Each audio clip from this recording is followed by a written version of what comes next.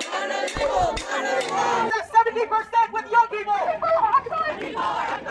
अस्सलाम वालेकुम दोस्तों, उम्मीद करता हूं आप सभी लोग खैरियत से होंगे। इस वीडियो में सऊदी अरब की ज़रूरी खबरें आप लोगों से शेयर करूंगा और साथ ही साथ इंडिया की खबर और जो है इजराइल हमास के बीच में चल रहे जंग के रिगार्डिंग जो है ज़बरदस्त अपडेट आया हुआ है। युद्ध विराम की बात हो गई है और इंडियन लोगों को एक ऐसा देश है जहां जाने से मना किया जा रहा है और वहाँ पर जो लोग हैं इंडियन एम्बेसी से कॉन्टैक्ट करें, क्योंकि वहाँ पर जो है हालात जो है असामान्य हो गए हैं। वहाँ पर गृह युद्ध छिड़ा हुआ है। कौन सा वो देश है वो भी आप लोगों को इसमें बताऊँगा और सारी अपडेट जो है इस वीडियो में शेयर करूँगा। वीडियो को शुरू से आखिर तक देखेंगे, आप लोगों को पूरी अपडेट पूरी जानकारी समझ में आएगी। अगर आप सऊदी में रहते हैं, घरेलू वर्कर हैं, तो एक खुशखबरी भी है, वो भी इसमें आप लोगों से शेयर करूंगा। तो चलिए वीडियो की शुरुआत करने से पहले आप लोगों से गुजारिश करता हूं, अगर आप लोग मेरे चैनल पर नए हैं तो चैनल को सब्सक्राइब करके ऑल नोटिफिकेशन ऑन कर लें। फेसबुक इंस्टाग्राम पे अभी तक फॉलो नहीं किया तो आप मुझे फॉलो कर सकते हैं। आपके कुछ भी कंसर्न डाउट ट्रैवलिंग के रिगार्डिंग रहे, गल्फ कंट्रीज में वीजा इमिग्रेशन के रिगार्डिंग रहे, आप मुझसे कॉन्टैक्ट कर सकते हैं, पूछ सकते हैं। दोस्तों वीडियो की शुरुआत में सबसे पहले बात करेंगे इजराइल और गाजा के बीच में चल रहे युद्ध के बारे में। यहाँ पे जो युद्ध चल रहा था लगभग जो है ये समझिए अभी 2 महीना पूरे होने वाले हैं। 1.5 महीना तो पूरा हो गया आज के दिन में, आज 22 तारीख है और 6 हफ्ता से ज़्यादा होने के बाद वहाँ पे इतने जो है बड़ी तादाद में लोगों को मारने के बाद इजराइल जो है सहमत हुआ है कि हम युद्ध विराम करेंगे। लेकिन ये युद्ध विराम, ये सीज फायर होगा मात्र 4 दिनों के लिए। ये 4 दिन जो है युद्ध रोका जाएगा। उसमें भी टाइमिंग दिया गया है कि ये टाइमिंग रहेगी, लगभग 6 घंटे की टाइमिंग दी गई है कि 6 घंटे के लिए जो है युद्ध रोका जाएगा। उसमें किसी भी तरह से कोई अटैक नहीं होगा, कोई बमबारी नहीं होगा, किसी सिविलियन पे जो है वार नहीं किया जाएगा।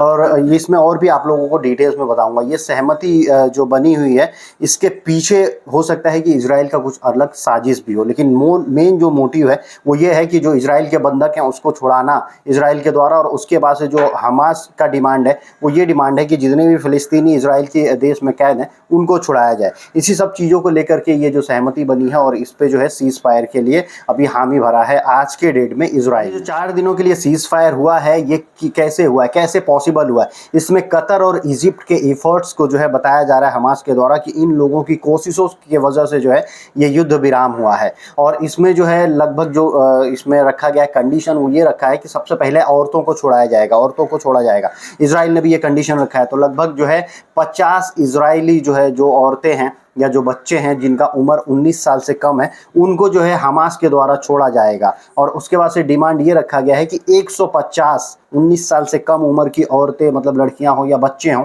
उनको जो है छोड़ा जाएगा इजराइल के द्वारा, जो कि फ़िलिस्तीनी होंगे। इस पे हामी भरे हैं तब जाके जो है ये चीज़ें पॉसिबल होंगी। और इसमें हमास ने एक चीज़ ये भी कहा है कि इस चीज़ की गारंटी दी गई है कि जो फ्रीडम ऑफ मूवमेंट होगा, यानी जो है जो लोग यहाँ से पलायन करेंगे साउथ से लेके नॉर्थ से लेके साउथ में जाएंगे, वो लोग नॉर्थ गाजा से साउथ गाजा में जो लोग पलायन करने वाले हैं उसमें जो है ये पॉसिबल होगा। सलाह अल दीन स्ट्रीट है उसके ज़रिए वहाँ से उस जो है रोड से लोग निकलेंगे और 6 घंटे तक कोई भी अटैक जो है ना हमास की तरफ से होगा और ना ही इजराइल की तरफ से होगा। ये सुबह 10 बजे से लेकर 4 बजे तक का टाइमिंग बताया गया है कि इस बीच में किसी भी तरह का कोई भी अटैक नहीं होगा और इस बीच में लोग आसानी से एक जगह से दूसरे जगह पे जो है वो हो जाएंगे या पलायन कर जाएंगे। और अरेस्टिंग भी नहीं होगी। जो इजराइल के द्वारा अरेस्ट किया जाता है मासूम जो है फ़िलिस्तीनियों को या गाजा के लोगों को, उनको अरेस्ट भी नहीं करना है इन 6 घंटों के अंदर में, क्योंकि इन 6 घंटों के अंदर में वो लोग सेफली एक जगह से दूसरी जगह पे पलायन कर जाएंगे। आप सोच रहे होंगे कि ये तो हामी भर लिया है इजराइल ने और हमास ने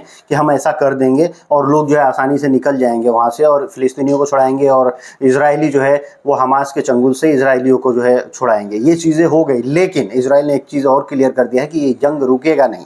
सीज़ फायर के बाद से जितने दिन का सीज़ फायर है 4 दिनों का, उसके बाद से फिर अटैक जारी होंगे। फिर जो है ये अपने मकसद तक, इनका पता नहीं मकसद क्या है, इनका मेन मकसद यही है कि पूरे गाजा को कब्जे में लिया जाए। लेकिन ये लोग यही कहते हैं कि हम अपने मकसद को पूरा करने तक जो है अटैक करते रहेंगे, हमले करते रहेंगे गाजा में और गाजा में ज़मीनी लड़ाई लड़ते रहेंगे। तो मतलब आप ये समझ लीजिए कि ये साफ है कि ये जंग और ये लड़ाई काफ़ी लंबी चलने वाली है। बीच बीच में सीज़ फायर, ये पहला सीज़ फायर हुआ है तो हो सकता है कि बीच बीच में सीज़ फायर हो, युद्ध विराम हो, लेकिन ये लड़ाई जो है और आगे जाने वाली है। और इसी बीच सऊदी अरब के जो प्रिंस है मोहम्मद बिन सलमान, उन्होंने एक और बात रखी। उन्होंने कल प्रेस कॉन्फ्रेंस किया। उन्होंने अपनी बहुत सारी बातें रखी जो पहले से वो रखते आ रहे हैं कि 1967 के हिसाब से जो है गाजा को या फ़िलिस्तीन को अपना हक मिलना चाहिए, फ़िलिस्तीन आज़ाद होना चाहिए, सारी बातें हुई। लेकिन मेन जो कुछ बातें उन्होंने कहा वो ये कहा, क्योंकि ये पहले आपने बातें सुनी होगी, पहले से ही कहते आ रहे। एक बात इन्होंने और कहा और ये बात को दोहराया, इससे पहले भी कह चुके हैं। इन्होंने ये कहा कि जितने भी देश हैं दुनिया में, वो लोग जो भी सप्लाई कर रहे हैं, वीपन वगैरह दे रहे हैं, हथियार दे रहे हैं इजराइल को, वो हथियार की सप्लाई उन देशों को बंद करना चाहिए। यानी इजराइल को जो भी देश हथियार दे रहे हैं उनको उसको बंद करना चाहिए, नहीं देना चाहिए। ये किस लिए? क्योंकि ये फिलिस्तीनियों के हक के लिए, जो मासूम लोगों को, क्योंकि उनके दिए गए हथियारों से इजराइल मासूम लोगों को मार रहा है। तो ये कह रहे हैं। लेकिन एक चीज़ मैं यहाँ पे कहना चाहूँगा, ये जो सऊदी अरब के प्रिंस है, इनके ताल्लुकात अमेरिका से बहुत ज़्यादा हैं, बहुत अच्छे हैं। तो अच्छे ताल्लुकात किस काम के हैं कि आप जो है नहीं रोक पाए अमेरिका को, और अमेरिका ने इतने भारी मात्रा में हथियार जो है इजराइल को दिया है।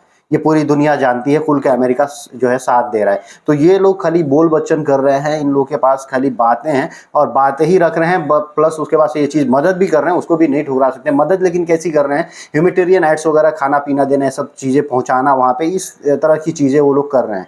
लेकिन खुल के जो है इजराइल के खिलाफ ये लोग नहीं खड़े हो पा रहे हैं। इजराइल के बाइकआउट की बात होती है तो सऊदी अरब और यूएई, ये लोग खुल के हर चीज़ का बाइकआउट जो है इजराइल के नहीं कर पा रहे हैं। और मुस्लिम देश, ओआईसी, ये सब ने पहले से ही कहा है और कहते हैं, ईरान भी ये चीज़ कहते आ रहा है, ये सारे मुस्लिम देशों को जो है इजराइल से सारे ताल्लुकात ख़त्म कर देना चाहिए। सारे ताल्लुकात का मतलब कि उनके कोई प्रोडक्ट उधर नहीं मिलने चाहिए, पूरे गल्फ़ कंट्रीज़ में या पूरे मुस्लिम कंट्री में उनके जो भी प्रोडक्ट है, उनके बनाए गए जो भी सामान है, उसका पूर्ण बहिष्कार होना चाहिए। अगर 57 देश एक साथ जो है इजराइल का इस तरह से बायकॉट करेंगे तो ये बहुत बड़ी बात होगी।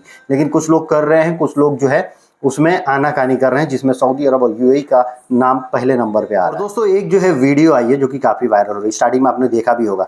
ये वीडियो कहाँ की है? अमेरिका की है। कमला हैरिस के घर के सामने, उनके रेसिडेंस के सामने जो है कुछ लोग जो है इकट्ठे होते हैं और वो लोग जो है फ़लस्तीन के सपोर्ट में नारेबाजी करते हैं और खून का कलर यानी रंग जो है रेड कलर का रंग लेके उसको लगा के अपने पंजे का निशान, हाथ के पंजे का निशान, और उधर खून के हिसाब से, मतलब ये खून है फ़लस्तीनियों का जिसमें जो है अमेरिकन गवर्नमेंट शामिल है, वो हिसाब से उनका प्रोटेस्ट था। और उन्होंने अमेरिकन गवर्नमेंट के खिलाफ भी प्रोटेस्ट किया, इजराइल के खिलाफ प्रोटेस्ट किया और फ़लस्तीन के सपोर्ट में प्रोटेस्ट किया। नारेबाजी वहाँ पे की गई और वहाँ पे भारी मात्रा में सिक्योरिटी वाले भी जो है, पुलिस वाले, वो भी तैनात रहे। और ये एक शांतिपूर्ण तरीके से अच्छे से नारेबाजी करके और अपना एहतसास जाहिर करने वाला ये चीज़ हुआ है। और इस तरह की चीज़ें पूरी दुनिया में जो है देखने को मिल रही है। बात करते हैं इस वीडियो में सऊदी अरब की कुछ ज़रूरी खबरों के बारे में। मुसानत की तरफ से अपडेट दिया गया है, जितने भी घरेलू वर्कर हैं उनका मुसानत से सब कार्यक्रम होता है।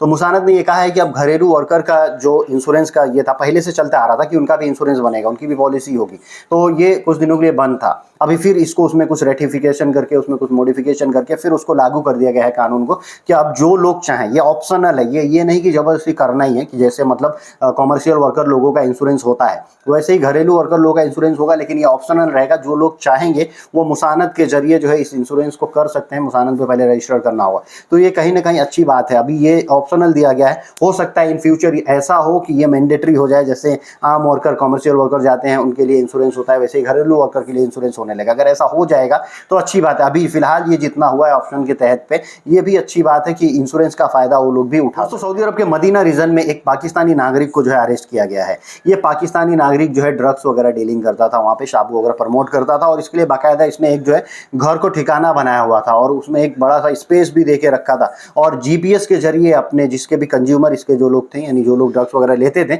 वो लोग इसको जीपीएस का ये लिंक भेजता था, मतलब यहाँ पे लोकेशन पे आ जाओ, और वैसे लोग पहुँच के वहाँ पे जाके ड्रग्स वगैरह लेते थे। इस तरह से ये डीलिंग करता था, इतना खतरनाक काम करता था। अब ये भाई साहब जो है अरेस्ट हो चुके हैं, पाकिस्तानी नागरिक बताया जा रहा है। बात करते हैं इंडियन लोगों के बारे में। एक एडवाइजरी जारी किया गया है इंडियन एम्बेसी के द्वारा। इंडियन एम्बेसी म्यांमार, बर्मा, वहाँ पे जो इंडियन एम्बेसी, उन्होंने जो है एक एडवाइजरी जारी किया और कहा है कि जितने भी लोग यहाँ पे हैं वो लोग एम्बेसी से कांटेक्ट करें। अगर उनको अगर अपने देश जाना है तो कोशिश करें कि जल्दी से जल्दी अपने देश जाएं, लेकिन देश जाने से पहले कोई भी प्रावधान और कोई भी स्टेप लेने से पहले इंडियन एम्बेसी में कांटेक्ट करें। उन्होंने एक वेबसाइट दे के रखा है, बोला है कि इस वेबसाइट को क्लिक करें और इस पर जाके अपने आप को खुद को रजिस्टर करें, ताकि हमारे पास जो है कितने इंडियन लोग हैं यहाँ पे उसकी जानकारी आ सके। और साथ ही साथ ये भी कहा गया है कि जो लोग भी म्यांमार या बर्मा आने की सोच रहे हैं इंडिया से, वो इंडियन जो है बर्मा अभी नहीं आए, क्योंकि बर्मा में हालात जो है असामान्य हो चुके हैं। वहाँ पे जो है समझिए गृह युद्ध छुड़ा हुआ है और एकदम चारों तरफ जो है लड़ाइयों जैसा माहौल है।